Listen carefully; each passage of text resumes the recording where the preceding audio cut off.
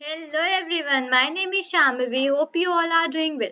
So basically now we are just going to learn about one function and that function is super. So the super function basically we have this in the object-oriented programming language which we are studying in the Python programming. Right? Now let me just quickly let you know first that what actually this means, right? So here I have just written something regarding the super function as well. So let's quickly read out that thing and then after that we'll be seeing the practical, right? So here I have written that init is the first function which is called when instance is created. This thing we all know, right? That init is the first function which is basically called whenever we just create the instance of the class, right? After that, what actually super is? So super is a built-in function which refers to the proxy of object which helps to refer the superclass. So basically super is a type of a built-in function which refers to the proxy means the copy, okay, which refers to the proxy of the object which basically help us to refer to the superclass, right? So basically now I'm just writing the program and from that program it will be more clear to you that what actually I'm just trying to say. Right, so just let me quickly go on to the next line here. Fine. So now what I'll be just doing is that I'll be starting making some class. Right. So I would just write class and here I would just pass the class name that is one. Okay. Inside this I would just make that init function which I was just talking about. Def underscore and init underscore and here the self is passed, comma, and then the name is also being passed here. Right. Come on to the next line here and I would just want to add something into my print function. Let's say that is I just want to add here one underscore underscore init underscore underscore, okay, and okay, I would just put one comma and add one name also here because name is one of the parameters that actually I have passed inside my init function, right? So I just need to add this thing here. That is done. Now come on to the next line here, basically onto the next line. Now basically here what I'm just doing is that I'm making my another class. Let's say that class is 3, the name for that class is 3. Okay, I would just put the colon here, come on to the next line, make that same function, that is basically def underscore underscore init. Okay, that is init again underscore underscore and then the self will automatically be passed. Now let's say here also I just pass out the same parameter and that is name here. Okay, I just pass out the same parameter which is name. Then again I would just print out the statement here and that statement is I would just print here that 3 underscore underscore init underscore underscore. This is like something which I'm printing inside the print statement. You can just change these statements also according to your wish. Okay, again put a comma and here I would just again write that name parameter which I had passed inside my class 3.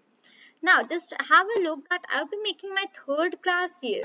Now that third class is 2 and in this class basically I'll be performing the multiple inheritance. Now you remember that we had already studied about the multiple inheritance in the previous videos, right? We had seen about that what is multiple inheritance and how we just write the program for the multiple inheritance, correct? So I'll be just using that same thing here. So let's say inside my 2 class, I'll be inheriting my class that is 3 and even my 1 class also. 3 and 1. So these two are the classes which I have inherited inside my 2 class. Now this means that whatever the properties, whatever the functions are we are having inside the class 3 and class 1, all of them will now be also be accessed with the help of the class 2 also. So class 2 will also be having all the properties and all the functions which are there in the class 1 and class 3. Okay, I would again use my def here, okay, def underscore underscore init underscore underscore and then the self. Now basically I would just not pass any parameter inside my function. Right, here I would just add on my print statement and that is I would just write here print and here I would just be adding to underscore underscore init and again that same thing. Right, now here basically I'll be using out my super function and that is like this. So simply we just write super here, okay, we just simply write super and then pass on the brackets. I would just write dot underscore underscore init and this is the way how we access it. And inside this basically what I'm just doing is that I would be passing the name, passing the value for the variable which I had declared inside my init functions. So I had taken the name as a parameter, right? So I'm just passing some value, some string to that name parameter inside my super function, right? So let's say that name here, I'm just adding my own name, that is Shambhavi, right? Come on to the next line here, and that is done. So now I would be just making the object for my class 2. Okay, we just only need to make the object for the 2 class, because I had already told this thing in the multiple inheritance, right? I had already discussed that thing there in that case. So t is equal to, and I would just write here as 2, right? Now basically if I just run my program now, okay, because already print statements are already added inside my init function, so I just need not to print anything downside now. Now look at the answer that I am getting here. So firstly, the init function of my 2 classes running, and that is resulting me the output as 2 underscore underscore init underscore underscore. Now why it is running? Because whenever we just like try to do inheritance and make the object, so that object is that the class is run first, right? So 2. Now after that basically I am getting here as 3 underscore underscore init underscore underscore, and then here I'm just getting as Shambhavi. So inside my 2 class, I have inherited 2 classes, 3 and 1. So because of this, why actually I have added this 3 class firstly and then the 1 class. So whatever the class I have inherited first, that will be executed here, not the class which I have like inherited in the second case. No, not that one. Remember this thing here, that the class which I have inherited here for the first, that would be exist here. So in that case, I'm just getting 3 underscore underscore init underscore underscore, and after that inside that basically I had even passed the name as a parameter. So as that thing I'm just getting here the name, and that is Shambhavi. So for that I had used out the super function here, this super right. Okay, now I would just come down here. If I just change out the order of this thing, now if I just make this 3 in this this 1 in the starting and then 3 at the last.